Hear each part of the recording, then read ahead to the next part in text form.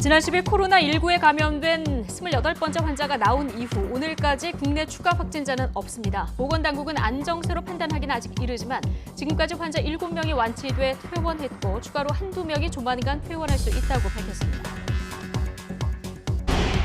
중국 우한에서 온 3차 교민 가운데 코로나19 의심 증상을 보였던 5명은 진단검사에서 모두 음성으로 확인돼 이천 임시생활시설에 입소했습니다. 1, 2차 입국 교민 700명은 바이러스 검사에서 모두 음성 판정을 받아 내일과 모레 격리시설에서 퇴소합니다. 정부가 1년 5개월 만에 우리 경제가 개선되고 있다는 진단을 내놓았습니다. 지난해 4분기 생산과 소비, 설비 투자가 증가세가 이어지고 경기 개선의 흐름이 나타나고 있어서 이렇게 판단했다며 다만 코로나19 사태가 장기화하면 제약이 될 수 있다고 분석했습니다. 민주당이 당에 대해서 비판적인 칼럼을 쓴 임미리 고려대 연구교수에 대한 고발을 취하했습니다. 민주당은 임 교수의 칼럼에 분명한 정치적인 목적이 있다고 판단해서 고발했지만 조치가 과도했음을 인정해서 취하한다며 유감을 표했습니다. 양승태 전 대법원장 시절 각종 재판에 개입한 혐의로 기소된 임성근 전 부장판사가 1심에서 무죄를 선고받았습니다.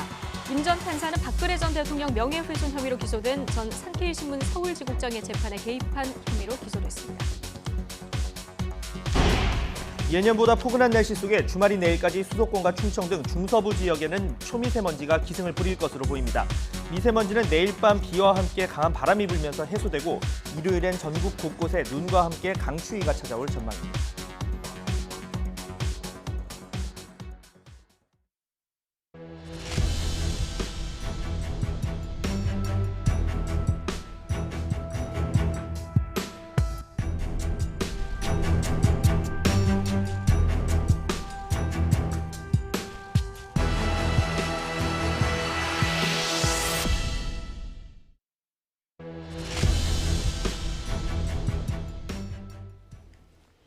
네, 뉴스니쉬 2부 이어가겠습니다. 자, 오늘도 추가 확진자가 나오지 않아서 국내 코로나19 확진자 숫자는 28명을 그대로 유지하고 있습니다.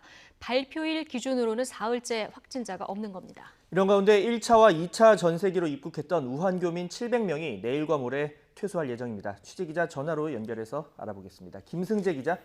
네, 행정정책부입니다. 예, 오늘 오전에도 추가 확진자가 없었는데요. 정부 발표 기준으로는 지금 사흘째 확진자가 나오지 않고 있는 거죠? 그렇습니다. 신규 환자는 발표일 기준으로는 지난 11일 이후 사흘째, 확진 날짜 기준으로는 나흘째 나오지 않고 있습니다. 28명 확진자 가운데 지금까지 7명이 완치돼 퇴원했습니다. 나머지 21명 환자 가운데 1명은 폐렴으로 산소 공급 치료를 받고 있고 20명은 상태가 대체로 안정적입니다. 이렇게 환자들 상태가 좋아서 추가 퇴원이 이어질 전망입니다. 의심 환자 가운데 지금까지 6천여 명이 검사 결과 음성으로 나왔고 692명은 검사가 진행 중입니다. 네, 야산과 진천에서 지금 분리 수용되고 있는 임시생활시설에서 지내고 있는 우한 교민들 내일과 모레 퇴원할 예정이죠? 네, 1차 전세기로 귀국한 366명, 또 자녀 보호를 이유로 자진 입소한 1명 등 367명은 모두 최종 검사에서 음성 판정이 나왔습니다. 이들은 내일 아산과 진천의 임시생활시설에서 퇴소합니다. 2차 전세기로 귀국한 333명에 대한 최종 검사는 오늘 시행하는데요. 음성이 나오면 이들은 모두 모레 퇴소하게 됩니다. 교민들은 45인승 버스로 서울, 대구 영남, 충북 대전 호남, 경기 충남 등 5개 권역으로 나눠 이동해 권역별 거점에 내려 각자 거주지로 돌아갑니다. 정부는 퇴소한 교민들에 대한 추적 조사는 따로 하지 않고 거주지가 마땅히 없는 퇴소자들에 대한 지원은 별도로 하지 않을 방침입니다. 이런 가운데 3차 전세기로 들어온 교민 가운데 1살 배기 아기가 어젯밤 열이나 국립중앙의료원으로 이송돼 검사 중입니다. 지금까지 행정정책부에서 전해드렸습니다. 네, 중국에서 코로나19로 인한 사망자가 1,500명에 육박하고 있습니다. 확진자는 6만 4천 명을 넘어선 가운데 후베이성 당국의 바뀐 확진자 분류 기준을 놓고 의구심이 여전한 상황입니다. 조수연 기자가 보도합니다. 중국 내 코로나19 피해가 가장 심각한 후베이성에서 또 많은 사망자가 보고됐습니다. 13일 하루 동안 116명이 숨졌는데 이 가운데 88명이 발병지인 우한에서 나왔습니다. 후베이성의 신규 확진자는 4,800여 명으로 집계됐습니다. 이로써 중국 내 전체 사망자는 1,500명에 육박하게 됐고 확진자는 6만 명을 넘어섰습니다. 이에 앞서 하루 전에는 일일 사망자 수가 그간의 추세를 벗어나 254명이나 늘었습니다. 그동안 하루 최다 사망자를 기록한 10일의 108명보다 2.4배에 이르는 수치였습니다. 신규 확진자 수는 후베이성의 확진 분류 범위가 넓어지면서 폭증세로 반전됐습니다. 이번 주 들어 2,000명대로 내려왔다가 10배에 가까운 15,000명 이상 증가한 겁니다. These numbers went up primarily because there are differences in case ascertainment criteria, not because there's an actual increase in the number of cases. 하지만 중국 당국이 확산세를 고의로 축소해왔다는 비판을 피하기 위해 통계 기준 변경을 명분으로 환자 수를 늘린 게 아니냐는 의구심도 여전합니다.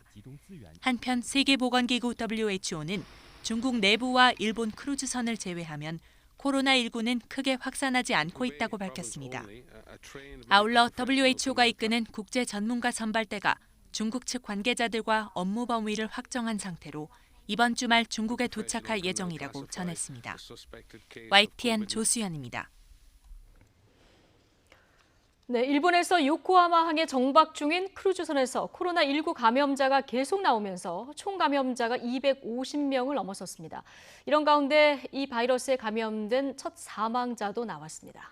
크루즈선 외에 신규 감염자도 여러 명 나왔는데 이 사망자는 물론 감염자가 모두 중국 등 해외를 다녀온 적이 없는 등 감염 경로가 오리무중입니다. 보도에 김상우 기자입니다.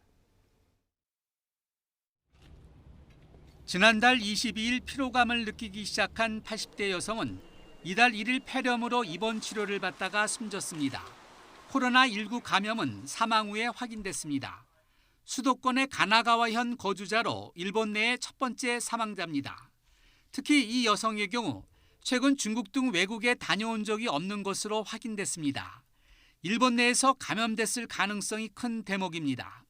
당국이 사망자의 감염 경로를 추적 중인 가운데 사망자와 가족 관계인 도쿄 중심부의 70대 택시 운전사의 감염이 확인됐습니다. 이 감염자 역시 최근 중국 등 외국을 다녀온 적이 없고 운전할 때는 늘 마스크를 착용했던 것으로 알려졌습니다. 또 오사카 아래쪽에 위치한 와카야마현에서도 최근 중국에 다녀온 적이 없는 남성 의사가 코로나19 확진 판정을 받았습니다. 일본에서 의사가 감염된 것은 이번이 처음입니다. 180여 개 병상을 갖춘 비교적 큰 규모의 병원의 의사로 발열 등 증상이 나타난 후 해열제를 복용하며 5일가량 근무한 것으로 파악됐습니다. 현재 동료 의사와 진료를 받은 환자 일부가 폐렴 증상을 보이는 것으로 확인돼 병원 측은 입원 환자 전원 등에 대한 검사를 진행 중입니다. 그러나 감염 경로는 아직 오리무중입니다. 이 밖에 최근 해외에 다녀온 적이 없는 도쿄 근처 치바현의 20대 회사원도 확진 판정을 받았습니다. 아사히 신문은 경로 파악이 어려운 보이지 않는 감염이 확산되고 있다고 전했습니다. YTN 김상호입니다. 네, 세계보건기구 WHO가 코로나19 감염 사태에도 선박의 자유로운 입항을 촉구하고 나섰지만 해당 정부는 여전히 조심스럽습니다. 특히 확진자가 다량 발생한 태국 정부는 이 크루즈선 입항을 놓고 확실한 기준 없이 오락가락한 모습을 보여서 논란이 일고 있습니다. 보도에 이종수 기자입니다. 홍콩을 출발한 크루즈선 시본 오베이션이 태국 푸켓에 입항했습니다. 시본 오베이션의 승객과 승무원 900여 명은 하선에 간단히 체온 검사를 받고 마스크도 받았습니다. 또 다른 크루즈선 퀀텀 오브 더 시조도 싱가포르를 떠나 어제 푸켓에 입항했습니다. 태국 정부는 승객 대부분이 유럽인들이고 두 크루즈선이 10시간 정도만 푸켓에 머물기 때문이라고 입항 허용 이유를 설명했습니다. 태국 정부는 하지만 앞서 승객과 승무원 1,200명이 넘게 탄 크루즈선 웨스테르담호의 입항은 불허했습니다. เรื่องสำคัญอีกประการหนึ่งก็คือในเรื่องของการป้องกันแก้ไขไวรัสโคโรนาวันนี้มีการโพสต์ข้อความเรื่องเรือสำราญอะไรต่างๆนี้ก็เราก็ไม่อนุญาตให้จอดเทียบท่านะ 웨스테르담호는 승객 대부분이 홍콩과 본토 중국인이기 때문이라고 입항 거부 이유를 덧붙였습니다. 하지만 태국인들은 소셜미디어를 통해 태국 정부의 이중적 태도를 성토하고 있다고 블룸버그 통신은 보도했습니다. 태국 등 5개국 정부의 거절로 바다를 떠돌던 웨스테르담호는 캄보디아 정부의 결단으로 가까스로 시아누쿠빌 항에 닷을 내렸습니다. 이런 가운데 베트남 정부가 승객 1,100명 대부분이 독일인인 독일 크루즈선 아이다 비타오의 하롱베이 인근 입항을 거부해 코로나19 확산 우려에도 선박 입항 허가를 촉구한 세계보건기구 WHO를 무색하게 했습니다. YTN 이종수입니다. 네, 코로나19 사태가 회복 흐름을 보이는 우리 경제 돌발 악재로 등장한 가운데 경제사령탑의 홍남기 경제부총리 그리고 이주열 한국은행 총리가 오늘 머리를 맞댑니다. 자, 현장으로 가보시겠습니다. 착실하게 관리 중에 있습니다. 이에 못지않게 중요한 과제 중 하나가 근본 사태가 우리 경제에 미치는 영향에 대한 극복입니다. 정부는 세 가지 측면, 즉 금융시장 안정을 포함한 경제의 파급 영향 최소화, 두 번째 피해 업종에 대한 피해 극복 지원, 그리고 세 번째 경기 회복의 모멘텀을 지켜나가는 것 등 이 세 가지 측면에서 모든 정책 수단을 동원하여 총력 대응 중이며 앞으로도 이와 같은 노력을 더 강화해 나갈 것입니다. 오늘 통화금융당국을 포함한 거시경제정책의 중심축을 이루는 당국 간의 최근 상황에 대한 공동인식의 폭을 넓히고 경기 회복 흐름의 모멘텀을 지켜낼 대응 방향 등을 함께 고민하고 협력해 나가고자 이 회의 자리를 마련하게 되었습니다. 전반적으로 우리 경제가 지난 4분기 그리고 연말 연초를 지나면서 생산, 소비, 투자, 고용, 경제심리 등에서 경기 개선의 흐름 신호가 나타나고 있는 상황에서 이번 코로나19 사태가 발생해서 매우 안타깝게 생각합니다. 이번 사태로 방한 관광객 감소 및 이에 따른 업종의 피해, 그리고 중국에 대한 부품 상품에 대한 교역 차질, 그리고 국내 이동 및 소비 감소에 따른 내수 위축 등 실물 영향이 나타나고 있어 정부로서는 당장의 어려움을 덜어줄 긴급 대책들을 마련하여 지원 중에 있습니다. 특히 이러한 사태가 발생할 경우 가장 민감하게 반응하는 영역이 금융시장입니다. 금융시장의 경우 초기 국내외 금융시장의 변동성이 확대되었다가 지금은 다소 안정적인 모습이나 늘 재차 확대될 가능성이 있는 만큼 예의주시하고 사전 대비할 필요가 있다고 하겠습니다. 오늘 이 자리가 코로나19 사태의 파급 영향을 슬기롭게 이겨내고 나아가 금년 경기 회복의 흐름을 반드시 이어나갈 수 있는 지혜를 모으는 귀한 기회이자 자리가 되기를 소망합니다. 이 자리를 빌어 정부의 향후 세 가지 대응 역점 사항과 요청 사항들을 말씀드리고자 합니다. 첫째, 이번 코로나19 사태에 따른 경제 분야의 부정적 파급 영향을 최소화하도록 최선을 다해 나갈 것입니다. 앞서 말씀드린 바처럼 이번 사태로 실물 경제에 미치는 파급 영향은 일정 부분 불가피할 것으로 보여집니다. 정부와 민간이 힘을 합쳐 이를 극복해 나가는 것이 관건이고 지금부터의 핵심 과제가 아닐 수 없습니다. 다만 2015년에 38분의 희생자가 있었던 메르스 사태와 아직은 정부 방역망 내에서 잘 작동되고 있는 이번 코로나19 사태를 비교해 볼 때 이번에 실제 파급 영향 이외에 지나친 공포심과 불안감으로 인한 경제 소비 심리 위축이 큰 것으로 분석이 됩니다. 국민들께서 이제 정상적인 경제 소비 활동을 해주실 것을 다시 한번 요청을 드립니다. 둘째, 피해 업종과 기업들이 당면한 어려움을 조금이라도 덜어드리도록 정부가 긴급 지원책을 지속적으로 마련해 나갈 것입니다.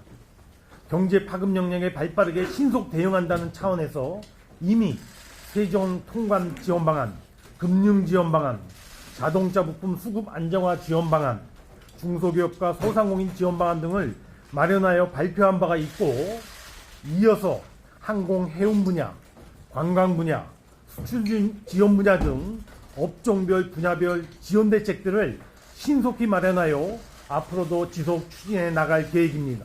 정부는 경제단체, 민간 기업, 소상공인 등과의 소통 기회를 확 넓혀서 현장의 애로가 해소되거나 완화되도록 전방위적인 노력을 기울여 나가겠습니다.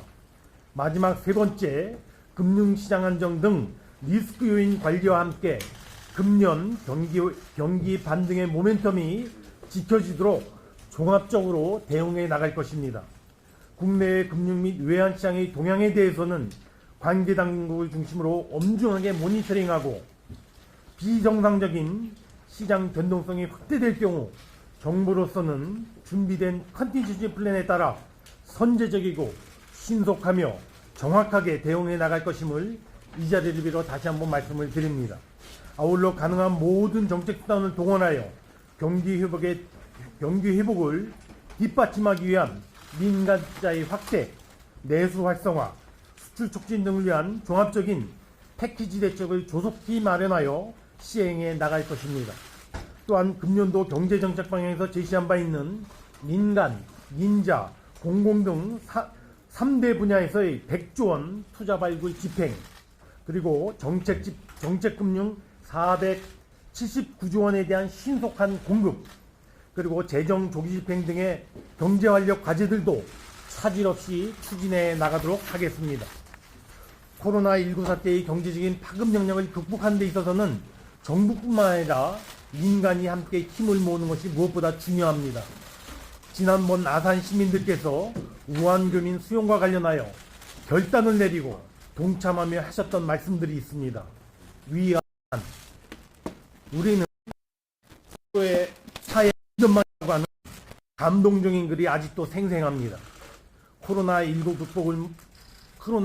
극복은 물론 이번 사태로 인한 경제적 파급 영향 극복을 위하여 이번에도 전 국민과 기업, 소상공인들, 경제 주체들이 힘과 지혜를 모아주시고 동참해 주실 것을 이 자리를 빌어 요청드립니다.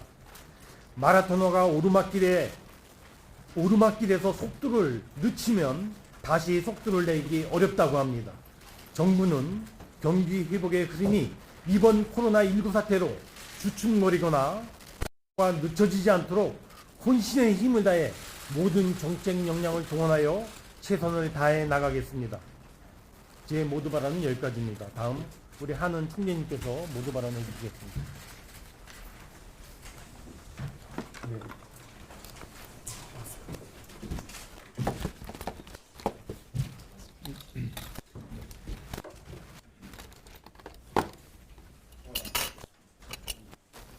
최근 상황과 정부 대응에 대해 방금 부총리께서 상세히 설명을 하셨기에 저는 한국은행 관련 사항에 대해서 잠깐 언급하겠습니다. 부총리께서 방금 말씀하셨듯이 서비스업과 일부 제조업을 중심으로 코로나19로 인한 피해가 현실화되고 있습니다.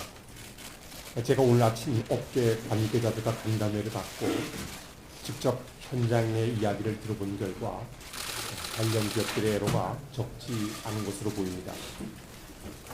코로나19가 오래 지속되지 않기를 바라지만 중국 경제와의 높은 연관성과 국내 경제 주체들의 심리 위축을 감안할 때 우리 경제에 미치는 부정적 영향은 어느 정도 불가피한 상황이라 하겠습니다. 따라서 지금은 이번 사태의 영향이 최소화될 수 있도록 모두의 노력이 필요한 시기라고 생각합니다. 이를 위해 한국은행은 불안 심리에 따른 경제활동 위축과 여행계 감소 등으로 피해가 나타나고 있는 서비스업, 그리고 중국으로부터의 원자재 및 부품 조달의 애로로 생산에 어려움을 겪는 제조업에 대한 구체적인 금융 지원 방안을 현재 마련 중에 있습니다. 아울러 기업들이 필요로 하는 자금을 금융시장에서 원활히 조달할 수 있도록, 그리고 이 과정에서 일시적인 자금 수요 증가가 조달 비용 상승으로 이어지지 않도록 시중 유동성을 계속 여유 있게 관리해 나갈 계획입니다. 네, 이상으로 마치겠습니다. 네.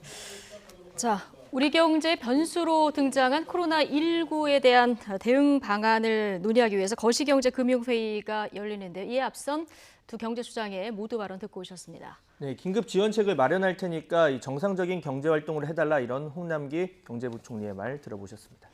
다음 소식입니다. 양승태 전 대법원장 시절 각종 재판에 개입한 혐의로 기소된 임성근 서울고등법원 부장판사가 1심에서 무죄를 선고받았습니다. 이른바 사법농단 사건에서 3번 연속으로 무죄가 선고된 건데요. 취재기자 연결해서 자세한 내용 알아보겠습니다. 강희경 기자.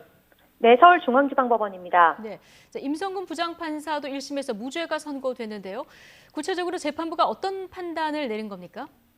네, 서울중앙지방법원은 사법농단 사건으로 재판에 넘겨진 임성근 서울고등법원 부장판사에게 무죄를 선고했습니다. 양승태 전 대법원장 시절 서울중앙지법 형사수석 부장판사를 지내며 각종 재판에 개입한 직권남용 권리행사 방해 혐의에 대해서입니다. 재판부는 임 전 수석부장판사가 지위나 개인적 친분 관계를 이용해 법관의 독립을 침해하는 위헌적 행위를 한 걸로 보인다고 판단했습니다. 그러나 이런 불법 행위가 징계 사유에 해당한다고 볼 수는 있지만 직권을 남용한 것으로는 볼 수 없다고 판단했습니다. 직권남용죄가 성립하려면 일단 일반적 직무 권한에 속하는 사항에 대해 직권을 남용한 행위가 인정돼야 하는데요.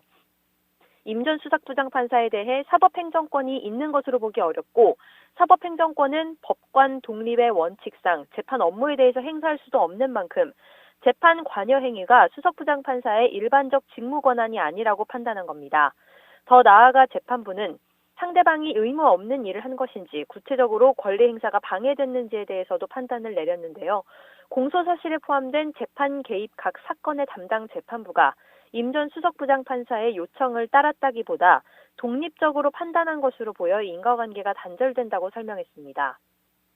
앞서 임 전 수석부장판사는 박근혜 전 대통령에 대한 명예를 훼손한 혐의로 기소된 가토 다시야 전상 K신문 서울지국장의 재판에 개입해 청와대 입장이 반영되도록 한 혐의로 기소됐습니다.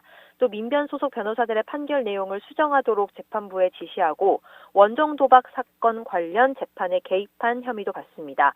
임 전 수석부장판사의 무죄 선고로 양승태 전 대법원장 등 당시 사법부 수뇌부들에 대한 재판에도 영향이 불가피해 보입니다. 앞서 유해용 전 대법원 수석재판연구관과 신광열 조희연 성창호 부장판사 사건에 이어 3번째 연속 무죄가 선고된 건데요. 오늘 사건이 양승태 전 대법원장 공소사실과 겹치진 않지만 사법농단 의혹의 핵심 중 하나인 재판 개입에 대한 내용이었던 만큼 다른 주요 사건에도 영향이 예상됩니다. 지금까지 서울중앙지방법원에서 YTN 강희경입니다.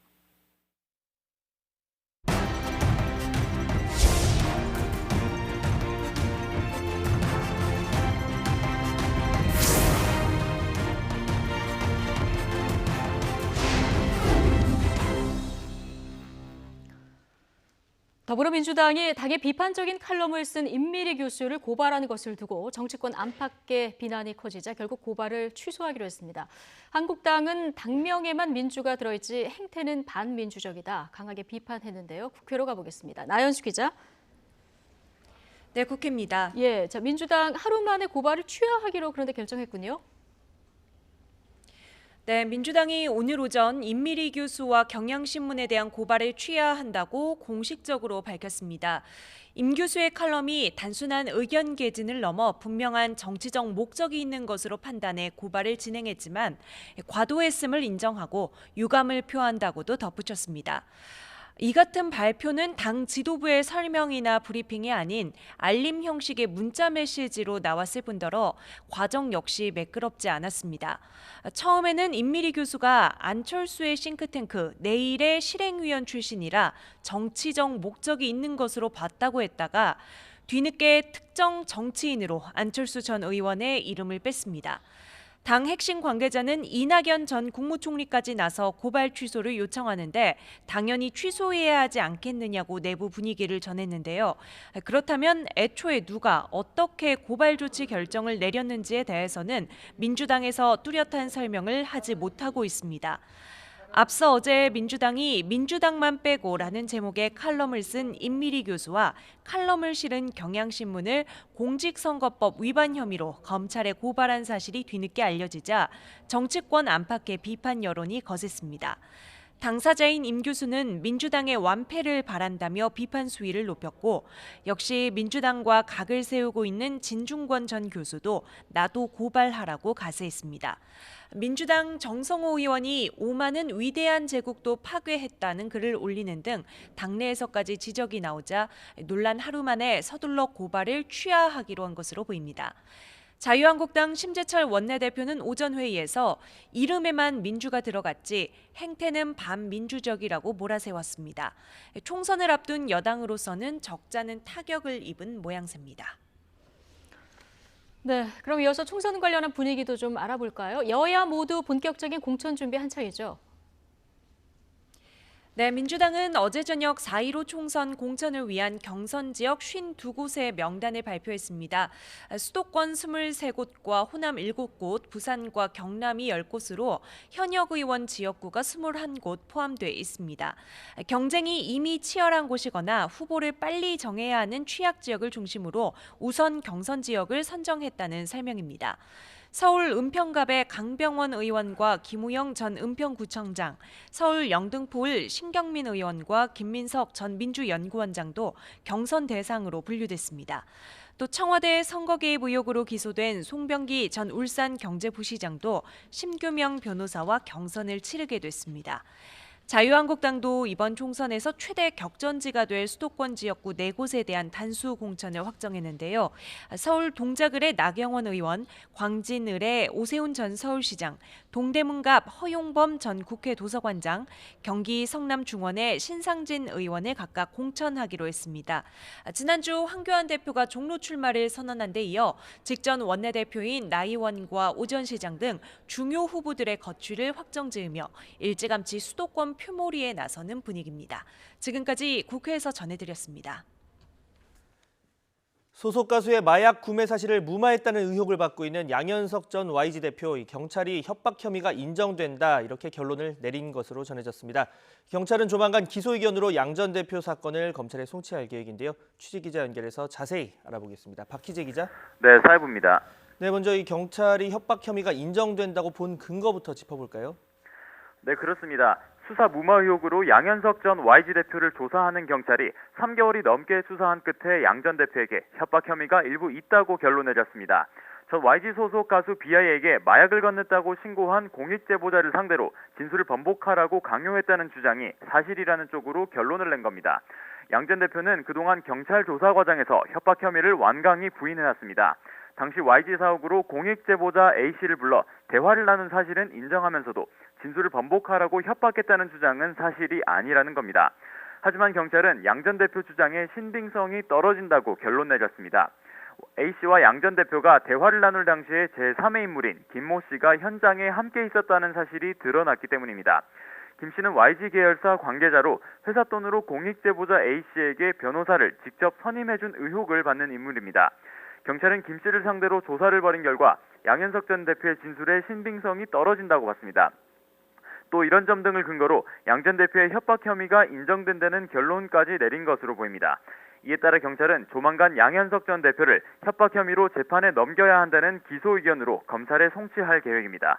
앞서 공익 제보자 A씨는 YG 소속 가수 비아이에게 마약을 구매해 전달했다고 신고했지만 양현석 전 대표가 진술을 번복하라고 협박해 진술을 뒤집었다고 주장했습니다. 또 이로 인해 비아이는 당시 내사 종결 처분을 받기도 했습니다. 하지만 A씨가 지난해 해당 의혹을 폭로한 이후 비아이는 마약 구매 사실을 일부 인정했습니다. 지금까지 사회부에서 전해드렸습니다. 주말인 내일까지 중서부 지역에는 초미세먼지가 기승을 부릴 것으로 보입니다. 일요일에는 전국에 눈이 내리고 또 찬바람까지 불면서 강추위가 다음 주 초까지 찾아올 전망인데요. 취재기자 연결해서 자세한 날씨 상황 알아보겠습니다. 정혜윤 기자. 네, 정혜윤입니다. 네, 오늘도 이 미세먼지 상황이 좋지 않은데 특히 어느 지역이 지금 심각합니까? 네, 서울 등 수도권과 영서, 충청 지방이 특히 좋지 않습니다. 초미세먼지 농도가 평소 2배에서 3배 수준인 50마이크로그램 안팎까지 치솟았습니다. 서울은 어제부터 이틀째 일평균 초미세먼지 농도가 50마이크로그램을 넘고 있는데요. 이 포근한 날씨에 대기가 정체하면서 오염물질이 축적된 데다 중국발 스모그가 더해진 것이 원인입니다. 고농도 미세먼지는 주말인 내일까지 지속할 것으로 보여 호흡기 질환자와 어린이, 노약자는 외출 시 보건용 마스크를 착용하는 등 주의가 필요합니다. 미세먼지는 주말 밤 전국에 비가 내리고 바람이 강하게 불면서 차츰 해소되겠습니다. 하지만 찬 공기가 유입되면서 일요일에는 날씨가 점차 추워지겠고 비가 눈으로 바뀌어 내리는 곳이 많겠습니다.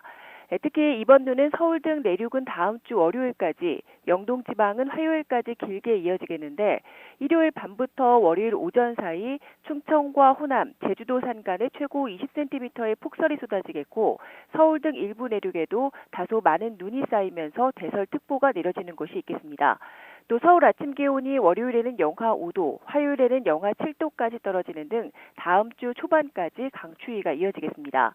기상청은 눈의 추위까지 겹치면서 일요일과 월요일에는 빙판길이 우려된다며 미끄럼 사고에 철저히 대비해달라고 당부했습니다.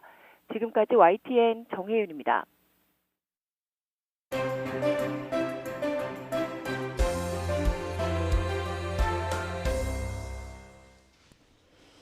네, 총선 앞둔 각 당 분위기 여야 의원 두 분 모시고 이야기 나눠보겠습니다. 더불어민주당 강병원 의원 그리고 자유한국당 성일종 의원 두 분 나오셨습니다. 어서 오십시오. 네, 안녕하십니까. 안녕하세요.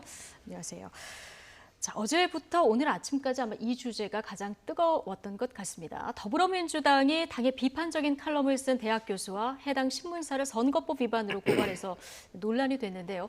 민주당이 오늘 오전에 고발을 취소했습니다. 자, 영상으로 먼저 보고 오시죠.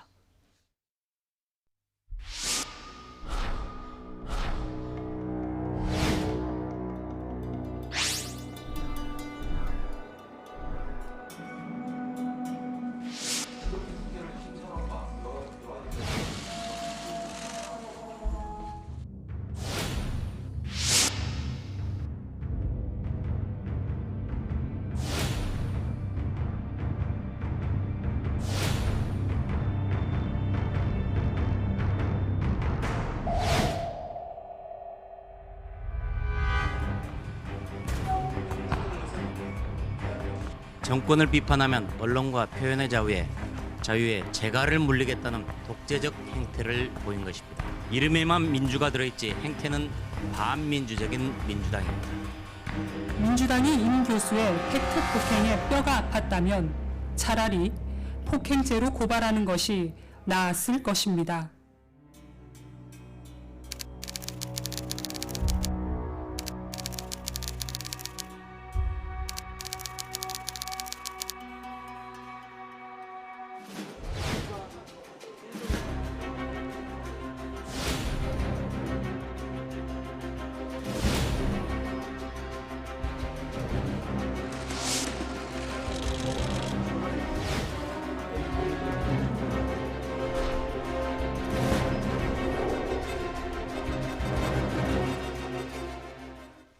네. 어제 고발 조치가 이루어진 이후에 이낙연 전 총리가 적절하지 않다 의견을 냈고요. 당내에서도 아마 좀 적절하지 않다는 얘기가 많았나 봐요. 바로 오늘 고발도 취하를 하셨나요? 예, 저도 이거 고발했다는 얘기 듣고서 깜짝 놀라긴 했습니다. 그래서 이게 어떤 과정이 있었는지 저도 궁금하긴 했었는데요. 아, 그럼 어떤 과정에 의해서 결정이 내려졌고 누구의 결정인지는 잘 모르십니까? 강병원 저도 이제 의원도? 거기까지 자세히 알아보진 않았습니다. 네. 알아보진 않았습니다만 어쨌든 이렇게 당장 오늘이라도 고발을 취하한 것은 잘했다고 생각이 들고요. 네. 저희는 집권 여당입니다. 집권 여당이면 무한 책임을 져야 되는 정당 아니겠습니까? 예. 저는 그렇기 때문에 저희 여당에 대한 비판이 비록 다른 당의 잘못 때문에 일어난 일이라 할지라도 집권 여당이기 때문에 책임감을 가지고 저는 귀담아 들어야 한다 생각하고요.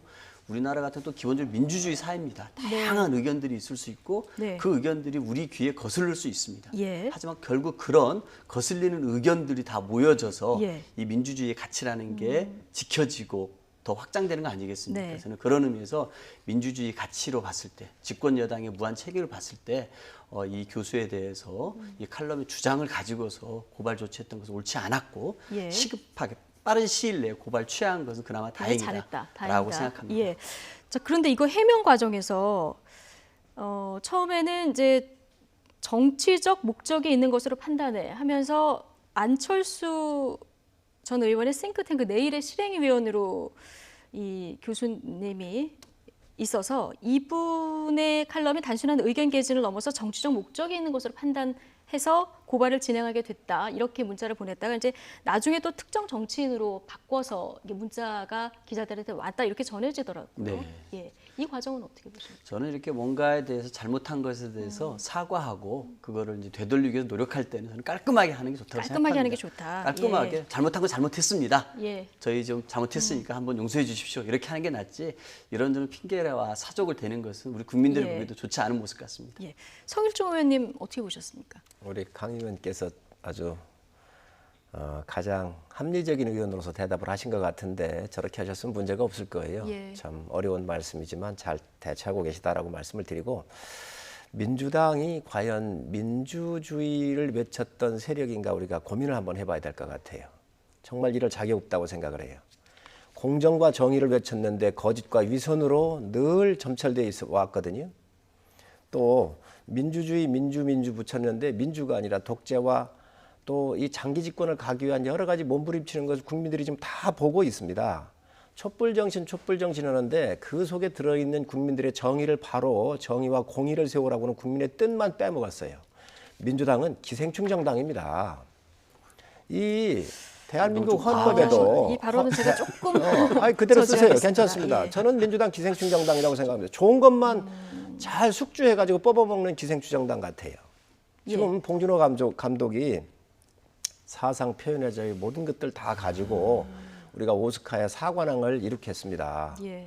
이런 정신 좀 배웠으면 좋겠어요. 정말 잘못된 기생충 정당으로 가서는 안 된다고 생각하고 대한민국은 민주공화국입니다.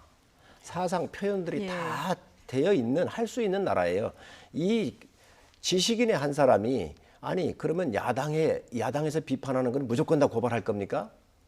내 편이 비판한 건 안 하고? 예, 알겠습니다. 그래서 저는 있을 수 없는 일들이 지금 공당에서 이루어졌다고 생각을 하고요. 이 부분에 대해서 국민들께서 정확하게 저는 판단하실 거로 생각을 합니다. 요 말씀 한 말씀 드리고 싶습니다. 이제 저희 당을 기생충 정당이라고 조금 이렇게 표현을 과하게 하셨는데 뭐 어떻게 또 하실지는 모르겠습니다. 저는 적절치 않은 표현이라고 생각이 듭니다.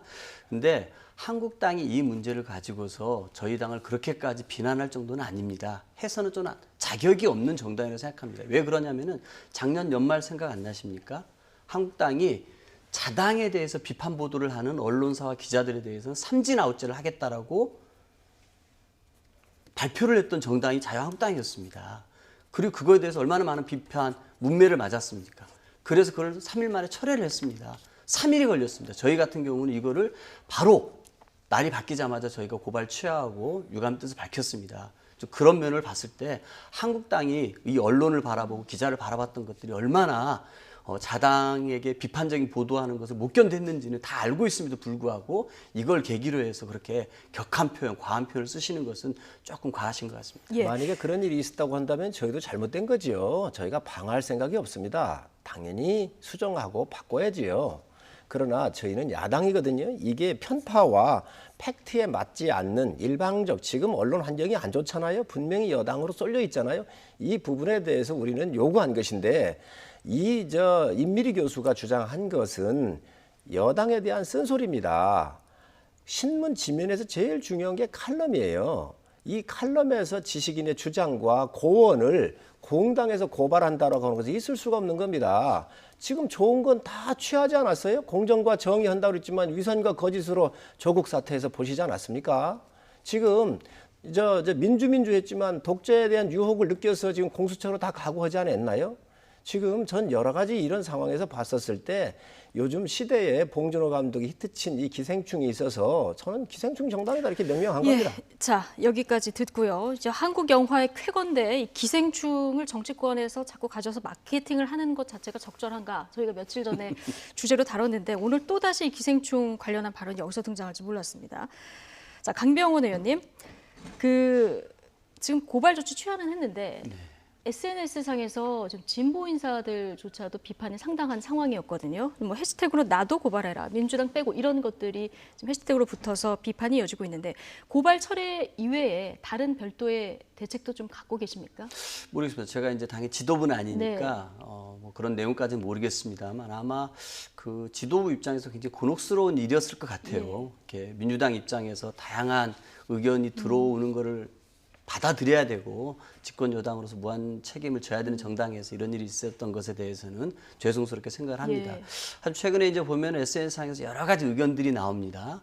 어제였나요? 우리 민경욱 전 자유한국당의 대변인 같은 경우도 SNS상에서 쌍욕을 막 서슴없이 막 이렇게 했던데. 인용을 하긴 했지만 그대로 갔다. 네, 저는 거죠. 예. SNS 상에서 뭔가 책임 있는 사람들이 의견을 표출할 때도 좀 정제된 표현을 가지고 사는 것 같고요. 또 그런 일들이 모든 정당에서는 언제든지 수렴되어질 수 있는 다양한 쓴소리에 대해서 좀 귀가 열려 있는 그런 시스템들이 좀 만들어져야 되는 거 아닌가 예. 이런 생각을 하게 됩니다. 예.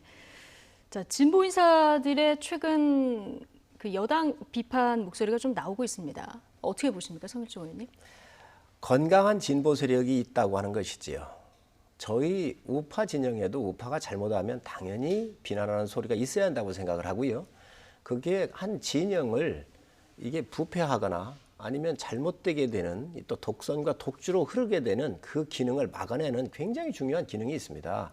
지금 진보 진영에서 이 정권이 잘못하고 있기 때문에 그러한 많은 고언의 소리를 내고 계신 분들이 계신데 저는 아주 상당히 중요한 역할을 하고 있고 국가적으로도 순기능적 기능이 있다고 생각을 합니다. 알겠습니다. 그런데 지금 정치의 영역이 너무 사법 영역으로 넘어가는 게 자주 일어나지 않느냐 이런 얘기도 많습니다. 이 부분은 어떻게 보십니까?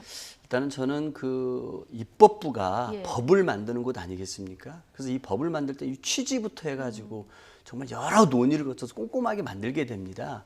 저는 그렇기 때문에 입법부 스스로가 법을 잘 지키려고 하는 노력들이 반드시 필요합니다. 입법부 스스로가 만들었던 법을 어기게 되면은 서로 정말 정쟁이 심해질 때는 모든 것을 다 사법부 판단에 맡기게 되는 것이거든요. 그러다 보니까 또 이제 사법부가 과도하게 정치화되는 이런 역작용을 가져오게 됩니다. 저는 그렇기 때문에 이런 폐단을 좀 이제는 좀 이렇게 줄이기 위해서라도 저는 입법부 스스로가 법을 지키기 위한 많은 노력들이 필요하고요.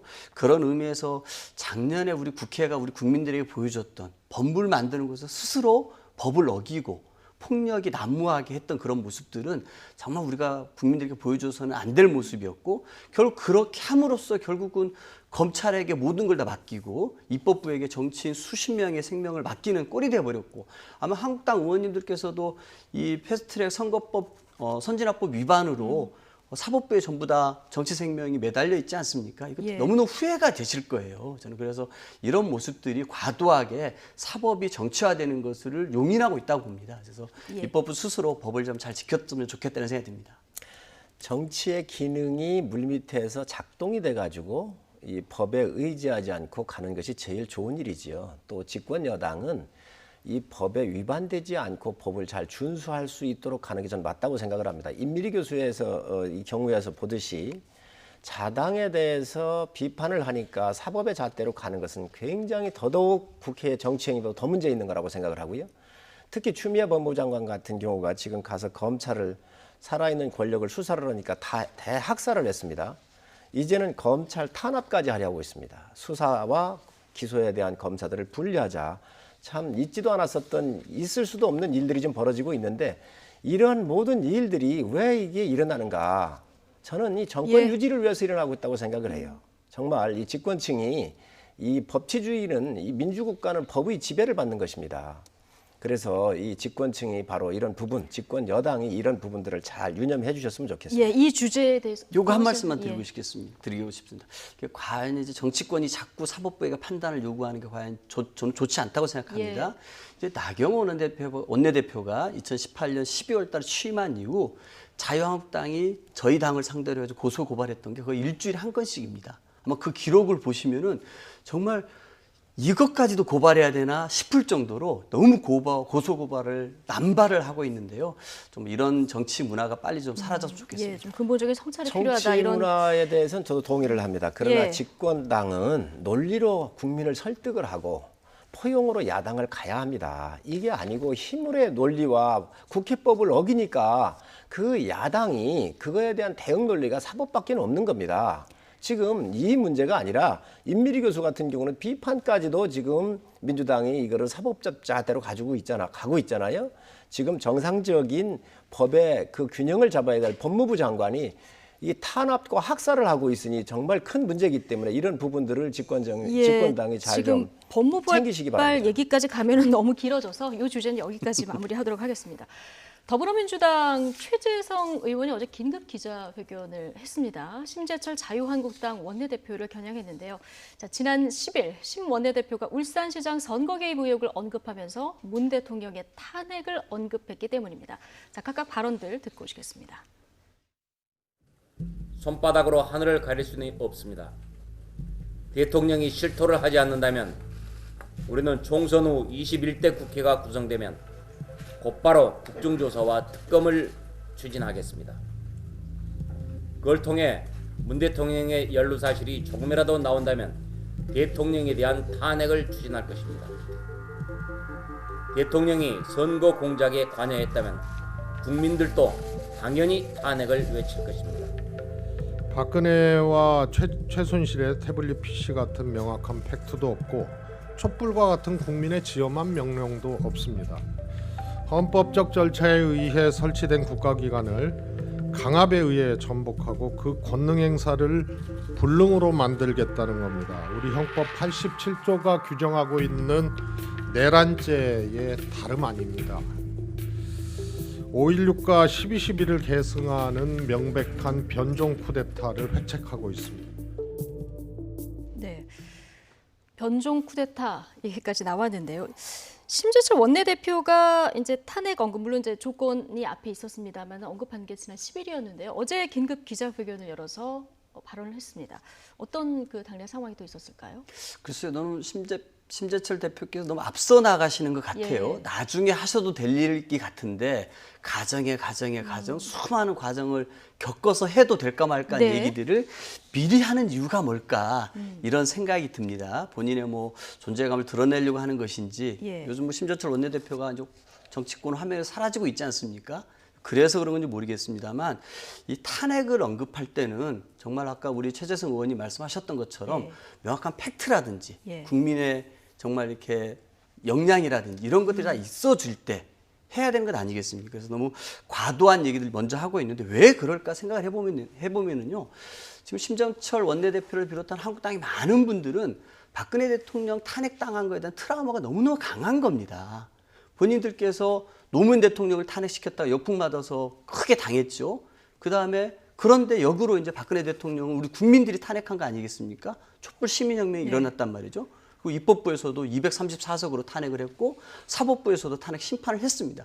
이거에 대한 트라우마를 너무 많이 갖고 있어서 뭐든지 하여튼 이제는 뭔가 대통령에 뭔가 연결시킬 수 있는 것이 있다라 그러면 어떤 구실을 묻지도 따지지도 말고 탄핵으로 연결시키려고 하는 과도한 주장들을 하시는 것 같은데 큰 역풍이 불 수 있습니다. 예, 묻지도 따지지도 않고 탄핵 얘기가 나온다. 지금 트라우마가 강하다는 얘기를 해주셨는데요. 강 의원님, 최재성 의원이 사선 의원이죠. 네. 국정농단 세력이 채 심판을 받기도 전에 도리어 탄핵을 공언하니 놀랍고 공포스럽다 이렇게 얘기를 하셨거든요. 자, 최순실 사태는 어떤 거냐. 비선 실세가 인사를 개입했고 연설문을 쓴 거예요. 수정한 거예요. 그래서 민간인이 공권력이 어떻게 개입할 수 있는가 해서 이 부분이 탄핵을 받은 겁니다. 그런데 이게 국정농단이라는 거지요. 자, 그런데 울산 사건 볼까요? 대통령이 거주하고 있는 청와대에서 8개 부서가 협조를 했고 12명이 기소를 당했습니다. 민주주의의 가장 중요한 것이 공정하게 선거를 치르는 건데 이 선거를 부정선거로 했단 말이죠. 12명이 기소가 돼 있는 일이에요. 청와대가 이 부정선거의 사령부가 돼 있는 겁니다. 그럼 이 정점에 누가 있습니까? 대통령이 있지 않습니까?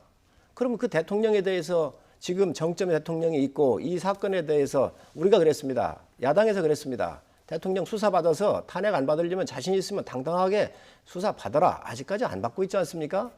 그럼 그 야당의 원내대표가 민주주의를 파괴시킨 정점에 있는 대통령에 대해서 탄핵을 얘기하지 않는다면 야당의 원내대표가 아닌 겁니다. 야당 지도자가 아닌 겁니다. 지금 한국당 의원들은 전원 다 같은 생각이십니까? 그러니까 절차대로 하십시오. 절차대로 하십시오. 미국의 트럼프도 자기의 정적인 조 바이든의 아들이 우크라이나에서 이권을 개입했다 그래가지고 거기에 트럼프가 개입됐다고 그래가지고 탄핵을 지금 받았지 않습니까? 이권 개입도 부정선거로 이 민주주의 질서를 파괴시키는 세력에 대해서 그러면 야당의 원내대표가 입 다물고 있으란 말입니까? 예. 어쨌든 지금 이 검찰의 공소장의 내용 이제 재판을 통해서 밝혀져야 되는 과정이 남아 그렇습니다. 있습니다만은 지금 이렇게 우리 성일종 의원님께서는 검찰이 굉장히 이렇게 이 검찰 개혁을 하는 거에 저항하고 있고 이 와중에서 이 과거에 검찰도 다 수사해가지고 무혐의 처분했던 사건을 1년 이상 묵혀두다가 다시 서울중앙으로 가져와서 이거를 뭐 청와대 하명수사 프레임으로 뒤집어가지고 소환 조사도 없이 기소해버린 사건이거든요. 거기에 의해서 표적 과잉, 편파 수사로 가득한 그 기소 당한 사람들이 그러지 않습니까? 예. 소설 같은 공소장이라고. 그 소설 같은 공소장, 검찰의 일방적인 주장만을 가지고서 마치 이게 재판의 판결문인 것처럼 사실인 것처럼 주장하시는 것은 예. 국민들에게도 큰 오해를 줄 수 있고 평소에 항상 이렇게 논리에 근거해서 말씀하시는 성일종 의원님의 주장으로도 저는 근거가 상당히 미약하다고 생각합니다. 저는 그렇기 때문에 이 박근혜 탄핵을 주장하는 것은 이 탄핵을 부정하고 싶은 세력들, 국정농단을 했던 세력들이 자신들의 과오를 덮기 위해서 또다시 한번 저는 뭉치는 잘못된 신호로 보입니다. 예. 저는 그렇기 때문에 이 탄핵을 부정하지 마십시오. 우리 국민들이 이미 촛불 시민혁명으로 국정농단 세력, 헌법 파괴 세력들을 심판했습니다. 근데 예. 뭐 재판 과정을 지켜봐야겠습니다만은 지금 성일종 의원님 조금 전에 하신 얘기를 들어보면 만약에 이것이 재판에서 공소장 내용이 사실이라고 한다면 이건 최순실 국정농단하고는 비교할 수 없는 수준의 사안이다. 이렇게 말씀하셨어요. 저는 그 질문도 저는 상당히 많이 나갔다고 봅니다. 지금이 검찰이 어떻습니까? 지금 검찰이 지금까지 조국 장관 이후로 해왔던 걸 보면은 본인들의 기득권을 지키기 위해서 철저하게 정치화됐습니다. 그리고 이 본인들이 기득권을 축소하려고 하는 청와대와 여당에 대해서는 정말 무자비한 칼날을 휘둘렀던 것을 우리 국민들은 보고 있습니다. 최근에 윤석열 검찰총장이 대권 후보 2위로 올라섰어요. 황교안을 눌러버렸습니다. 왜 그렇겠습니까? 우리 국민들이 보기에는 윤석열 검찰총장이 정치를 너무 잘하는 거예요. 강 의원님, 이거를 한번 볼 필요가 있습니다. 강 저는 의원님. 그런 의미에서 이 사안에 대해서는 재판부의 판단을 좀 봐야 되고 특히 이 과정에서 있었던 표적 수사, 과잉 수사, 편파 수사에 대해서는 반드시 저는 우리 국민들이 검찰개혁 차원에서 국민 기본권 차원에서도 혁파해야 될 구태 중에 구태입니다. 알겠습니다. 예. 강 의원님 본질을 보십시다. 검찰이 공무원입니다. 대통령이 검찰총장 임명했습니다. 그런데 이 정권을 살아있는 권력에 대해서 손을 쥐고 검찰이 손대고 있는데 사실이 아니면 자기가 살아남을 수가 있겠습니까? 검찰이? 공소장을 믿지 못한다고요? 국가의 세금으로 밥을 먹고 있는 이러한 부정한 것을 파헤치라고 준 게 공권력이 검찰권입니다. 그 검찰이 지금 나서가지고 청와대에서 저지른 이 대통령의 30년 친구라고 하는 이 송철호에 대해서 당선시키라고 하는 거에 대해서 이 참모진들이 저지른 거에 대해서 검찰이 파헤쳐가지고 지금 기소를 했는데 이걸 못 믿겠다고요? 못 믿으면 감찰하십시오. 그리고 이게 사실이 아니면 이 정권이 정권에 살아남을 검사들이 있겠습니까? 의원님. 지금 그걸 그렇게 몰고 가시면 안 되고 분명한 것은 여기에 지금 백원호가 민정비서관이에요. 친인척 관리하는 사람이에요. 여기에 왜 관리합니까? 그리고 이 사건이 어떻게 청와대가 8개 부서가 협조를 하고 12명이 기소가 될 수가 있습니까? 그러면 당당하게 그 기소가 문제가 있으면 미리미리 비서관들을 비롯해 임종석 실장을 비롯해 대통령까지 조사를 받으십시오. 그러시면 국민들이 관련이 있구나. 그러면 검찰을 더 뭐라 할 것이고 문제가 있으면 대통령께서 책임지면 될 거 아닙니까? 네, 짧게 강병원 의원님 얘기 듣고 다음 주제 넘어가겠습니다. 의원님, 이 공소장을 보면은 많은 그 피의자들이 굉장히 분노해하고 있습니다. 본인들의 방어권조차 제대로 보장받지 못했다는 거예요. 최강욱 비서관 같은 경우도 본인은 참고인으로 알고서 서면 조사에 응했는데 소환 조사 한 번 없이 기소하지 않았습니까? 그래놓고 당신 피의자였어요 라고 얘기하는 게 검찰이었습니다. 대표적으로 소환 조사 없이 기소해가지고 검찰이 재판정에서 망신당했던 게 뭡니까? 정경심 교수였습니다. 황운하 전 울산경찰청장 같은 경우 소환 조사 한 번 없이 기소를 했습니다. 의원님께서 만약에 피의자 신분인데 의원님의 방어권 한번 행사해보지 못하고서 기소되고 재판을 넘겼으면 얼마나 억울합니까? 지금 한국당 의원님들 선진화법 위반으로 국회 폭력 사태로 소환조사 한 번 없이 기소됐다고 다들 억울해하시고 방방방 뜨고 있지 않습니까? 예. 그런 것들 생각 안 해보십니까? 모든 피의자들 다 억울해합니다. 그리고 그걸 옹호할 게 아니지 않습니까? 그런 검찰의 행태를. 최강욱 비서관 여러 번 요청했는데 나가지 않았습니다. 그다음에 황운하 여러 번 출두 요청했는데 이 핑계 저 핑계 안 나갔습니다. 나가고선 그 얘기 하라 그러세요. 예, 알겠습니다. 제가 이 주제는 검찰 개혁이 왜 이 시점인가 이런 내용까지 포함해서 다음에 다시 모셔서 좀 길게 얘기를 듣도록 하겠습니다. 자, 다시 돌아와서요. 지금 저희가 갈 길이 너무 멀어서 보수 통합 얘기로 좀 넘어가 보겠습니다. 지금 한국당, 새보수당 그리고 전진당 합해서 지금 당명을 미래통합당으로 결정을 한 거죠.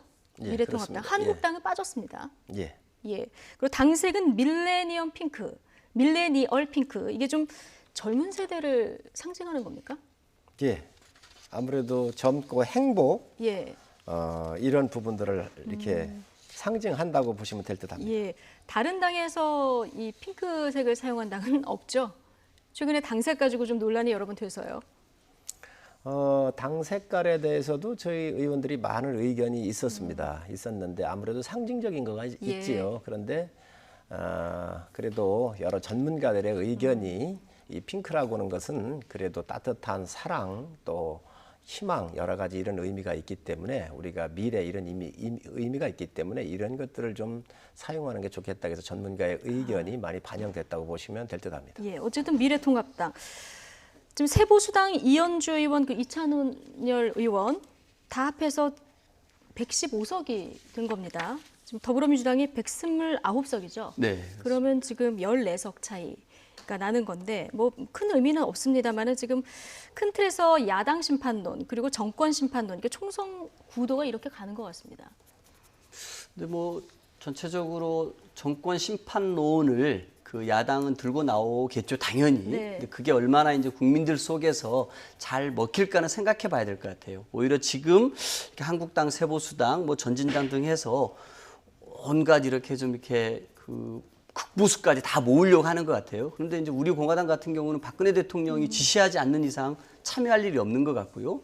김문수 씨 같은 경우도 별도의 당을 만들겠다고 해버렸고, 그래서 이제 보수 내에서도 다 대통합은 안 되는 모양이고요. 예. 또 어떻게 또 분화될지 이게 잘 될지는 모르겠습니다. 아마 박지원 의원님께서는 잘 되지 않을 거다라고 비관적인 전망도 하시는 것 같은데요. 이 보수가 통합을 하더라도 이 통합해서 하고자 하는 가치, 비전이라는 게 명확해야 됩니다. 그런데 이 지금 이렇게 모이고 있는 분들의 면면을 보면은요, 정말 이렇게 저는 이 탄핵에 대한 트라우마에서 벗어나지 못하는 분들이 모이는 것 같아요. 왜 이분들이 하나같이 이렇게 국정농단을 옹호하는 세력들이 모이시는지 모르겠고요. 탄핵을 부정하는 세력들이고 그렇게 함으로써 박근혜를 석방하고 박근혜가 무죄라고 주장하는 분들이 다 이렇게 모이는 거 아닌가. 저는 그래서 오히려 정권 심판이나 야당 심판이 아니라 오히려 다시 한번 촛불 시민혁명이라고 하는 국민, 주권자인 국민과 이 국정농단 세력이 재대결하는 21대 총선이 아닐까 이런 생각이 들고요. 저는 이 무가치한 통합, 반문으로 뭉치는 이런 가치 없는 통합, 그리고 미래가 없는 통합에 대해서 국민들이 다시 한번 촛불 시민혁명에 참여했던 국민들이 저는 심판할 거라고 봅니다. 지금 무가치하다 이런 얘기를 하셨는데, 예. 뭐 강병원 의원님 뭐 민주당의 희망사항이겠지요. 정권 잡은 지 얼마 됐습니까? 3년 가까이 되지 않습니까? 세계 정치학회에 정치학 원론에 야당 심판론이라는 게 있는지 모르겠습니다. 누가 책임집니까? 지금 집권 세력 아닙니까? 이 집권이 3년 가까이 이 나라를 운영해 왔어요. 경제 폭망시켜놓고 외교 왕따시켜놓고 남북 문제 엉망으로 만들어놓고 탈원전을 비롯해서 너무도 많은 이런 정책 실패를 지금 끌고 왔잖아요. 아니 지금 여당이 표를 많이 받으면 심판받은 겁니다. 잘한 거라고. 야당이 정권 심판론에서 잘 못했으면 비판해가지고 야당이 이기면 지게 되면 여당이 정권 심판 받은 거예요. 아니 어떻게 야당을 심판하자고는 나라가 세상에 전 세계의 어느 정당에 가가지고 야당 심판하다고 한 그런 케이스를 보셨습니까? 얼마나 다급하면 이 프레임을 야당으로 몰겠습니까? 그렇게 하시지 마시고 여당에서는 우리가 잘했으면 우리한테 표를 주십시오. 못했으면 야당 찍어주십시오. 이렇게 얘기하십시오. 잠깐만 오해를 하신 것 같은데요. 제가 그 생각합니다. 프레임을 얘기한 건 아닙니다. 오히려 뭐 아까 말씀하시는 와중에서 나왔던 거고 예. 제가 그런 얘기를 하지 않았고 예. 저는 그런 프레임이 걸리지 않고 오히려 이렇게 무가치하고 오히려 탄핵을 부정하려는 세력들이 모였을 때는 오히려 제2의 촛불 시민혁명과 이 국정농단 세력 간의 대결이 될 것이다라고 말씀드렸는데 자꾸 오해하신 것 같습니다. 그게 희망상이겠지요. 지금 현재 이 정권은 촛불에 대한 정신, 아까 얘기했죠. 공정과 정의에 대한 거짓으로 위선과 거짓으로 가득 차 있어서 이런 것들을 다 숙주해서 기생충 정당이라고 제가 얘기를 했는데 바로 제가 볼 때는 그렇게 하지 마시고 정정당당하게 3년 동안 지금까지 일해온 이 결과물에 대해서 국민한테 심판을 구하시는 게 전 맞다고 생각을 합니다. 예.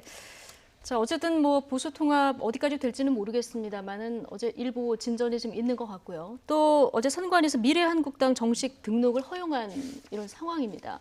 민주당에서는 이 부분에 대해서 좀 어떤 선거 전략을 더 세워가고 계시는지.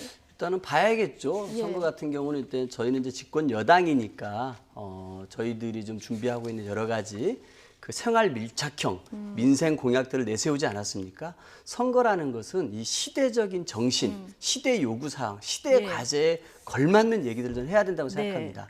많은 우리 국민들이 양극화로 고통받고 있습니다. 그리고 자산의 불평등이라든지 부동산 문제라든지 학벌에 차별받는 사회라든지 그리고 점점 고령화 사회가 되고 기대 수명이 연장됨으로써 노인 일자리의 문제라든지 여러 가지를 걱정하지 않습니까? 이런 것들에 관해서 생활 밀착형 정말 정책들을 내놓을 때 저는 집권 여당으로서 국민의 민생을 책임지는 삶을 책임지는 모습으로 비칠 거라 생각하고요. 이걸 해낼 수 있을 때 저는 집권 여당으로서 존중받을 거라고 생각합니다. 저희는 좀 정쟁보다는 이런 정책들 중심으로 국민의 삶을 책임지는 정당의 모습으로 평가받고 싶습니다. 성 의원님, 미래한국당 이제 좀 건너가셔야 되잖아요. 어차피 저기 지금 등록 허용 결정도 나왔고요. 근데 어제 이종명 의원 제명 결정 5.18 발언 때문에 문제가 됐었는데 1년 동안 안 하다가 어제 이제 제명을 하고 지금 미래한국당으로 간다. 이 얘기가 나와서 여기에 대한 비판이 있습니다. 어떻게 보십니까? 저는 비판하실 수 있다고 생각을 합니다. 그러나 이종명 의원께서는 그런 분이세요. 저 육사를 나오셨는데 대대장을 하셨잖아요. 중령으로. 이 DMZ에서 작전을 하다가 부하가 지뢰를 밟으니까 구하러 갔습니다. 그러다가 이분이 또 이 지뢰가 터져가지고 양쪽 발을 다 잃으신 정말 국가를 위해서 헌신하신 대단한 그런 분이시라는 말씀을 제가 드리고 지금 당에서 여러 가지 그 많은 은혜도 있고 이렇게 했는데 본인이 역할이 있으면 좀 해야 되겠다 해서 본인이 요청에 의해서 제명이 됐고요. 또 미래한국당으로 가는 문제는 국가에 대한 기여도라든가 이런 판단을 해서 본인이 결정하실 것으로 생각을 합니다. 예, 알겠습니다. 어쨌든 선관위 결정 따라서 각 당이 뭐 울고 웃고 또 고민도 깊어지고 지금 뭐 희비가 엇갈리는 상황인데요. 자, 선관위가 근데 어제 또 안철수 전 의원이 창당 준비 중인 국민당 이 명칭에 대해서 당명 사용을 또 불허했습니다. 안철수 신당에 이어서 두 번째 불허인데요. 자, 선관위의 결정 어떤 이유 때문이었을까요? 박광일 앵커가 정리해드립니다. 이번 선관위의 결정은 두고두고 한국 정치사의 흑역사로 남게 될 것입니다. 자유한국당은 지금 불출마 의원들을 가짜 제명해서 가짜 정당으로 보내는 위장전입 방법으로 우리 국민의 혈세인 국고 보조금을 더 타낼 궁리마저 하고 있습니다. 준준 연동형 선거제를 반대해온 우리 당은 앉아서 의석을 빼앗길 수 없으니 고육지책으로 자매정당 탄생을 도운 것입니다. 네, 이렇게 선관위의 당명 허용 기준이 논란입니다. 이 한국당의 비례대표용 위성정당 미래한국당 당명 등록을 허용했죠. 유권자 혼동을 이유로 비례자유한국당 당명 등록을 불허한 지 한 달여 만입니다. 반면 안철수 전 의원의 이 국민당은 국민새정당과 유사성을 이유로 받아들여지지 않았습니다. 선관위는 지난 2017년 8월 국민의 당이 존재하는 상태에서 국민 새 정당의 당명의 등록을 허락했습니다. 국민의당과 국민 새 정당은 뚜렷이 구별되고 국민당과 국민 새 정당은 뚜렷이 구별되지 않는다는 것이 대체 건전한 상식과 이성에 부합 가능한 논리입니까? 네, 정당법 41조 이 등록된 정당 명칭과 뚜렷이 구분이 돼야 한다. 또 같은 법 15조에는 이 형식적인 요건을 구비하는 한 등록을 거부하지 못한다고라도 돼 있습니다. 이 비례정당에 대해서 득표율과 의석수 괴리 줄이기라는 선거법 개정 취지를 훼손한다는 비판, 그 정치적인 책임과는 별개로 명칭 혼동이 없다면 선관위가 법적으로 막기는 어려운 이유기도 합니다. 자, 앞서 사례를 보겠습니다. 실제 민주당과 더불어민주당, 공화당과 우리공화당 등은 허용이 됐습니다. 반면에 신민주당과 민주당, 그리고 진보신당과 진보당 같은 경우는 불허됐습니다. 발음, 문자, 관념과 함께 중요 부분 동일성이라는 기준을 들지만 그렇다면 국민의당이 있을 때 국민새정당은 새라는 보조 개념만 붙였기 때문에 등록이 불허됐어야 한다. 이런 주장도 나옵니다. 자, 또 하나의 논란, 특정 정치인의 이름이나 성이 들어간 정당명입니다. 안철수 신당은 정당 지배 질서의 비민주성, 특정 개인 정당처럼 될 수 있고 또 사전 선거운동 가능성, 안전위험과 실제 후보자 혼동 등을 이유로 불허했지만 최근 친박신당 그리고 과거 친박연대는 허용했습니다. 신고된 정당의 유사 명칭이 아니다. 또 형식적인 요건을 구비한 경우 수리를 거부할 수 없다는 게 각각의 이유였습니다. 자, 그래서 일부에서는 친안연대나 친안신당으로 당명을 내보자 이런 얘기까지 나올 정도인데요. 선거 중립성을 담보하는 선관위 고무줄잣대라는 비판을 피하기 위해서는 해석의 여지가 더 적고 또 일관된 기준이 필요하다는 지적입니다. 네. 과거 선관위 결정들을 쭉 정리를 해서 보니까 이해가 되는 부분도 있고 좀 갸우뚱한 부분도 있습니다. 어제 불허한 명칭은 이제 국민당 못 쓴다 얘기가 나왔는데 2017년에도 국민새정당이 있었다는 거거든요. 근데 그때는 국민의당은 허가를 했고 국민당은 왜 안 되느냐. 좀 안철수 의원 측은 이런 논리인 것 같아요. 어떻게 보십니까? 저는 기본적으로 사법부의 판단이든 선관위의 판단이든 존중해야 된다는 입장을 저는 견지하고 있는 국회의원입니다. 저는 그런 의미에서 안철수 의원 측에서는 굉장히 억울한 것도 많이 있을 것 같습니다. 그런 의미에서 충분히 선관위 결정을 비판할 수 있다고 봅니다만 제가 안철수 의원 입장에서 선관위 결정을 비판하고 싶은 생각은 전혀 없고요. 오히려 안철수 의원께서 새 정치를 표방을 하고 정치계에 입문한 지 꽤 됐습니다. 근데 아직도 우리 국민들은 안철수의 새 정치가 뭔지에 대해서 모르고 있고 오히려 간철수 아니냐, 간만 본다는 얘기로 안철수 의원을 조롱하고 있습니다. 이번에 다시 등장했을 때 무슨 돌풍을 일으킬 거라고 생각했습니다만 역시 여론조사 같은 걸 보면 굉장히 미미하다는 게 나와 있습니다. 그러다 보니까 자꾸 이런 꼼수 같은 걸로 뭔가 득을 보려고 하는 것 같아요. 안철수 신당을 내걸고 국민당을 내걸고 국민새정당을 걸고 있는데 이런 뭔가 정당 이름을 가지고 뭔가 득 보려고 하는 이런 꼼수보다는 본인이 생각하는 새 정치가 뭔지 우리 국민들이 명확하게 지향하는 바가 뭔지를 중도정당을 지향하면 거기에 걸맞는 것을 던짐으로써 국민들에게 인정받으려고 해야지 이렇게 당명 가지고 승부하면 안 된다라고 생각이 들고요. 진보도 보수도 아닌 양비론, 기계적 중립이 쓸 수 있는 공간은 없는 것 같습니다. 국민들 여론을 지금 딱 뭐라고 규정하기는 좀 어려운 이런 시점인데 최근 안철수 전 의원이요. 21대 국회에서 추미애 장관 탄핵을 야권연대로 추진하겠다 이런 얘기를 했습니다. 그런데 선거는 연대도 없다. 딱 잘라 말을 했거든요. 발언을 어떻게 받아들이십니까? 마지막 질문으로 드리겠습니다. 우선 우리 강 의원님 말씀하셔서 두 가지만 말씀드리고 가도록 하겠습니다. 연동형 선거제도를 만든 것은 민주당입니다. 1+4를 만들고 다 해서 편법으로 처리를 해서 이거 만들면 안 된다. 만들면 우리는 정말 자매 정당이 됐든 비례 정당을 만들 수밖에 없다라고 얘기를 경고를 계속해서 이제 민주당 밀어붙여가지고 했기 때문에 이거에 대한 국민의 판단을 한번 받아보는 게 좋을 것 같습니다. 보시고요. 지금 이 당명을 쓰는 거 얘기를 하는데 친박연대도 쓴 적이 있습니다. 전에. 선관위 대통령 캠프에 들어가가지고 공을 세웠던 사람이 와 있는 거 아닌가요? 심각한 문제가 있다고 이름이 나와 있습니다. 이름이 나와 있고요. 박근혜 대통령 시절에 임명됐던 분이 5분 계십니다. 이걸 아셔야 됩니다. 아니 어느 정권에 임명되는 게 중요한 게 아니고요. 그 정권 캠프의 핵심으로 들어가 있었다는 말씀을 제가 정확하게 드립니다. 자, 서민총 의원님 그러면 지금 이 선관위의 판단에 대해서 짧게 의견을 주시면요. 전 원칙이 없는 거라고 생각합니다. 정말 정권 눈치를 보고 있다고 생각을 합니다. 그다음에 제가 드렸던 질문, 안철수 전 의원의 선거연대는 끝까지 안 한다. 이 부분에 대한 정치적 수사에 얼마든지 할 수 있는 거 아닌가요? 지금 연대를 하든 안 하든 자기한테 유리한 쪽으로 충분히 할 수 있기 때문에 저는 안철수 대표가 충분히 정치인으로서 여러 형태로 지금 마음껏 요리하고 있다 이렇게 생각을 하고 있습니다. 알겠습니다. 오늘 시간이 너무 넘쳐서 두 분 말씀 여기까지만 들어야 될 것 같습니다. 더불어민주당 강병원 의원 그리고 자유한국당 성일종 의원 두 분과 함께했습니다. 고맙습니다. 감사합니다.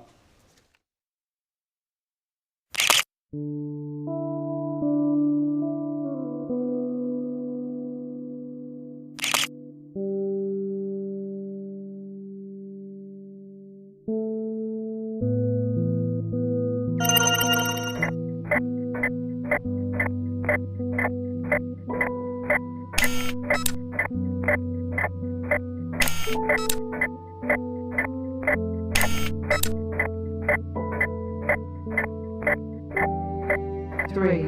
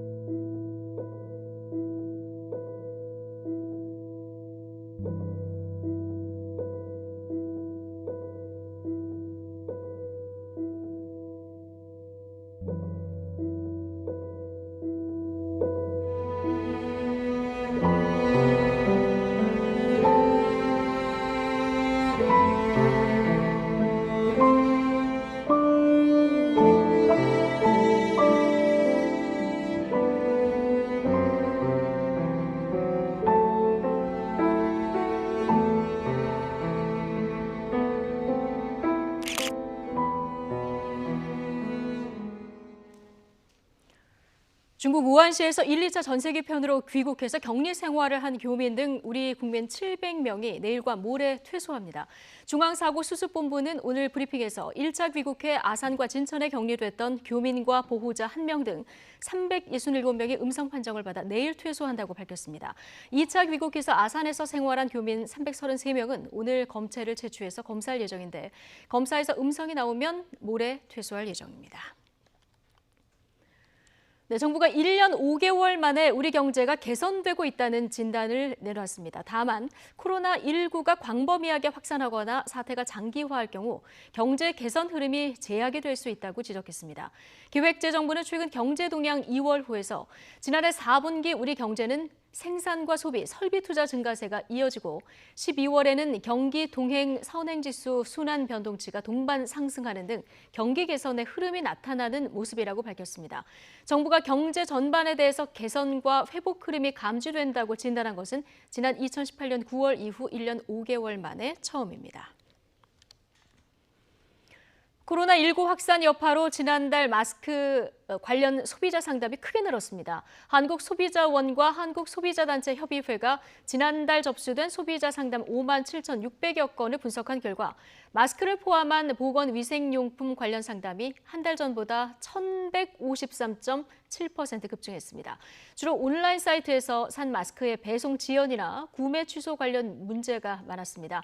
해외 여행 관련 상담도 395.8% 늘었고 항공 여객 운송 서비스나 외식 호텔 또 펜션 관련 상담도 모두 40에서 50% 정도 증가했는데 대부분 계약 취소 위약금에 대한 내용이었습니다.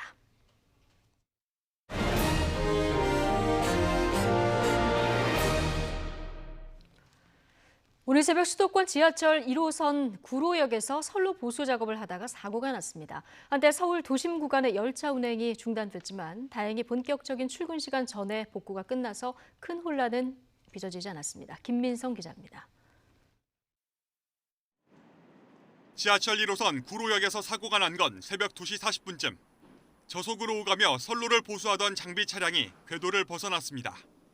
코레일은 곧바로 선로에 흐르는 전기를 끊고 복구에 나섰습니다. 일부 열차 운행이 다소 지연되고 있습니다. 코레일에서는 정상 운행을 위하여 최선을 다하고 있습니다. 이 사고로 경인선과 경부선, 상하행 양방향의 급행 열차가 멈춰섰습니다. 일반 열차도 대부분 구간에서 운행이 지연됐고 특히 용산역부터 서울역까지 서울 도심 구간에선 전면 중단됐습니다. 광명역과 영등포역을 오가는 셔틀 전동열차의 운행도 중지됐습니다. 다행히 선로 자체가 훼손되진 않아 본격적인 출근길이 시작되기 전 긴급 복구가 마무리됐습니다. 이거밖에 없어서 와보고 안 되면 딴 거를 해야지라고 생각하고 왔어요. 일단은 전철을 운행하는 것 같아서 다행이라고 생각하고 기다리고 있어요. 하지만 잊을만하면 반복되는 1호선 사고 소식에 시민들은 불만을 드러냈습니다. 1호선이 요즘 많이 사고 난다고 많이 소식은 많이 들었거든요. 그래서 좀 그게 좀 문제가 좀 있다고 저는 생각하거든요. 그래서 좀 그것만 좀 없었으면은. 코레일은 보수 차량이 탈선한 원인을 조사하고 있습니다. YTN 김민성입니다. 미국이 자신들의 내년 국방 예산에 경북 성주에 배치된 사드 부대 관련 공사비 580억 원을 배정했습니다. 이 보안 시설 마련하고 또 인근 정비 등의 돈이 필요하다는 건데요. 다만 미국이 주둔국, 즉 우리 정부가 이 자금을 부담해야 한다는 뜻을 내비치는 점은 부담스러운 부분입니다. 김원배 기자가 보도합니다. 미국 국방부가 지난 3일 의회에 제출한 2021 회계년도 미 육군 예산안에 따르면 미 육군은 사드, 즉 고고도 미사일 방어 체계가 배치된 경북 성주 지역 개발 비용으로 4,900만 달러, 우리 돈으로 약 580억 원을 배정했습니다. 구체적으로 무기고, 보안 조명, 사이버 보안 등의 3,700만 달러, 전기, 하수도, 도로 포장, 배수 등의 700만 달러 가량의 예산을 책정했습니다. 미 육군은 이 예산에 대해 주둔국이 자금을 댈 가능성이 다뤄져 왔다며 주둔국 프로그램의 자금이 이 요구 사항을 지원하기 위해 활용될 수 있다고 밝혔습니다. 이는 미군이 성주 사드 부대 운용에 필요한 건설 비용 등을 한국이 부담하거나 분담할 가능성을 밝혔다는 점에서 주목됩니다. 그동안 한국 정부는 사드 배치 비용의 경우 미국이 부담한다는 원칙을 수차례 확인했습니다. 미국의 이런 입장은 미국이 한미 방위비 분담금과 관련해 사드 부대와 관련한 비용을 분담금 협상에서 증액을 압박할 카드로 활용하거나 했을 가능성을 보여주는 대목입니다. 미 육군의 예산안에는 또 경기도 평택의 캠프 험프리에 공격 정찰대대 정비 시설을 설치하는 예산 9,900만 달러가 포함되어 있습니다. 이와 함께 캠프 험프리에 긴급 연료 공급 장치 설치 예산 3,500만 달러도 배정했습니다. 미 육군은 이들 예산에 대해 이 사업은 주한미군이 보유할 지속적 시설에 위치해 있다며 이 요구사항을 지원하기 위해 주둔국이 자금을 댈 가능성이 다뤄져 왔다고 말했습니다. YTN 김원배입니다. 미국이 추진 중인 고고도 미사일 방어체계, 즉 사드의 성능 개량과 관련해서 국방부는 미국이 설명을 했지만 성주 이외 지역으로 배치를 확대하는 방안에 대해서는 전혀 논의된 바가 없다고 밝혔습니다. 이어 미국이 자체적으로 이 무기체계를 개선하는 건 협의 대상이 아니지만 성주 이외 지역의 배치는 반드시 우리와 협의가 필요한 사안이라며 이같이 강조했습니다. 또 사드 배치 비용과 관련해서도 이 당국자는 한미 방위비 분담금 협상에서 구체적인 논의는 없었던 것으로 안다며 현재 진행 중인 환경 영향 평가가 끝난 뒤 구체적으로 협의할 문제라고 설명했습니다. 한일, 한미일 외교 장관 회담이 독일 현지 시간으로 내일 오전 독일 미넨에서 열립니다. 외교부는 강경화 외교부 장관과 마이크 폼페이오 미국 국무부 장관, 모테기 도시미스 일본 외무상이 독일 미넨 안보회의를 계기로 3자 회담을 할 예정이라고 밝혔습니다. 이번 회담에서는 한반도 정세와 코로나19 대책, 한일 군사정보보호협정 지소미아 등이 논의될 것으로 보입니다. 함께 열리는 한일 외교장관 회담에서는 우리나라에 대한 일본의 수출 규제 조치가 해제되지 않고 있는 점과 강제징용 판결 문제 등이 집중적으로 논의될 전망입니다. 손석희 JTBC 사장에게 교통사고 뺑소니와 폭행 의혹 등을 기사화하겠다며 이 채용과 금품을 요구한 혐의로 재판에 넘겨진 프리랜서 기자 김웅 씨가 첫 재판에서 혐의를 부인했습니다. 김 씨 측은 오늘 서울 서부지법에서 열린 첫 재판에서 손 사장에게 관련 SNS 메시지 등을 보낸 사실은 인정하지만 이 기사를 내세워 채용이나 돈을 요구한 적이 없다고 주장했습니다. 김 씨는 지난 2018년부터 5달 동안 손 사장에게 2017년 뺑소니 의혹을 기사화하고 또 폭행 혐의로 고소하겠다며 채용과 금품을 요구한 혐의로 기소됐습니다. 검찰은 다음 달 25일에 열리는 다음 재판에 손 사장을 증인으로 신청하기로 했습니다. 서울대학교가 연구비 부정지급 의혹 등을 받고 있는 이병천 수의대 교수를 직위 해제했습니다. 이 교수는 연구실 소속 외국인 유학생들의 생활비를 축소해서 지급하고 또 연구비로 실험용 개를 구매하면서 부정을 저질렀다는 의혹을 받고 있습니다. 앞서 서울대 산학협력단은 자체 감사 결과 고의가 있고 또 비위의 정도도 심하다며 이 교수를 중징계하고 사기 등의 혐의로 검찰에 수사 의뢰까지 해야 한다고 판단했습니다. 지난 2014년 러시아 베링해에서 53명이 숨지거나 실종된 사조산업 오룡호 침몰 사고는 선사 책임이라는 법원 판단이 나왔습니다. 부산지방법원은 업무상 과실치사와 과실선박 매몰 혐의로 기소된 사조산업 김정수 대표이사에게 징역 2년에 집행유예 3년을, 사조산업 법인에게는 벌금 1,500만 원을 선고했습니다. 또 조업과 관련이 있는 사조산업 직원 5명에게도 징역형의 집행유예를 선고했습니다. 재판부는 오룡호가 파도가 심한 상황에서 무리한 조업을 하다가 어획물 창고 등이 물이차 침몰로 이어졌다며 사조산업 측이 기준 미달 선장과 선원을 승선시키고 또 기관사와 통신장은 승선시키지 않아 침몰에 대한 과실이 인정된다고 밝혔습니다. 봄처럼 포근한 날씨가 이어지면서 연일 미세먼지가 기승을 부리고 있습니다. 한낮인 지금도 옅은 안개에다가 미세먼지가 뒤엉키면서 보시는 것처럼 시야가 많이 뿌연데요. 현재 서울의 가시거리는 평소보다 5분의 1 수준에 머물고 있고 초미세먼지 농도도 평소의 3, 4배가량이 높아져 있습니다. 호흡기 건강을 위해서 나오실 때는 미세먼지용 마스크 꼭 착용하시는 게 좋겠습니다. 현재 대기 정체에다가 중국발 스모그까지 유입이 되면서 현재 중부와 전북, 대구의 초미세먼지 농도는 나쁨 수준을 나타내고 있습니다. 특히 충남에는 초미세먼지 주의보도 발령 중인데요. 중부지방은 주말인 내일까지도 대기질이 탁할 것으로 예상되고 있습니다. 외출 시에는 미세먼지 상황 꼼꼼히 확인하시는 게 좋겠습니다. 낮 동안 맑은 가운데 기온이 크게 올라서 포근하겠습니다. 낮 기온 서울이 14도, 대전이 17도, 광주가 19도, 부산 18도 등으로 예년 기온을 8도에서 11도가량이나 크게 웃돌겠습니다. 주말에도 추위 걱정 없겠지만 중부지방을 중심으로 초미세먼지 농도는 나쁨 수준을 유지하겠고요. 미세먼지는 주말 밤에 전국에 비가 내리고 바람이 강하게 불면서 해소가 되겠습니다. 여기에 밤사이 찬 공기가 유입되면서 일요일에는 날씨가 점차 추워지겠고 비가 눈으로 바뀌어 내리는 곳이 많겠습니다. 특히 중부와 호남 지역은 일요일 밤부터 월요일까지 많은 양의 눈이 내릴 것으로 보이니까요. 교통안전에 유의하시는 게 좋겠습니다. 지금까지 난지 한강공원에서 YTN 신미림입니다. 금요일 뉴스앤이슈 마치겠습니다. 잠시 뒤 더 뉴스가 이어집니다. 시청해주신 여러분 감사합니다.